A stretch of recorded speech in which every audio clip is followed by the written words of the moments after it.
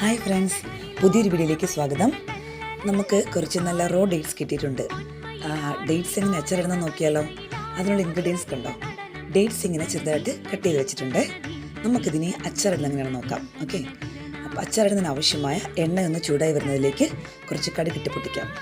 കടുകിട്ട് പൊട്ടിച്ചതിന് ശേഷം അതിലേക്ക് ആവശ്യമായ വെളുത്തുള്ളി, ഇഞ്ചി, പച്ചമുളക്, കറി ലീവ്സ് ഇവയെല്ലാം കൂടെ ചേർത്ത് നന്നായിട്ടൊന്ന് വഴറ്റിയെടുക്കാം. അതിലേക്ക് അതൊന്ന് വഴണ്ട് വരുമ്പോഴേക്കും പാകത്തിന് പൊടികൾ, അതായത് മുളക് പൊടി, കാശ്മീരി മുളക് പൊടി, കായപ്പൊടി, ഉലുവപ്പൊടി, മഞ്ഞൾപ്പൊടി ഇതെല്ലാം കൂടെ ചേർത്ത് നന്നായിട്ടൊന്ന് മിക്സ് ചെയ്യാം. നല്ല സ്മെല്ല് വരുന്നുണ്ടേ. നമുക്കിതിലേക്ക് കുറച്ച് വിനാഗിരിയും കൂടി ചേർത്ത് ഒന്ന് മിക്സ് ചെയ്യാം.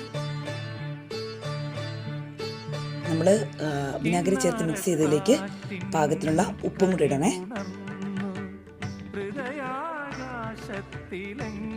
ഉപ്പ് ചേർത്ത് നന്നായി മിക്സ് ചെയ്തതിലേക്ക് നമ്മൾ കട്ട് ചെയ്ത് വെച്ചിരിക്കുന്ന ഡേറ്റ്സ് നമുക്ക് ഇട്ട് നന്നായിട്ടൊന്ന് മിക്സ് ചെയ്യാം.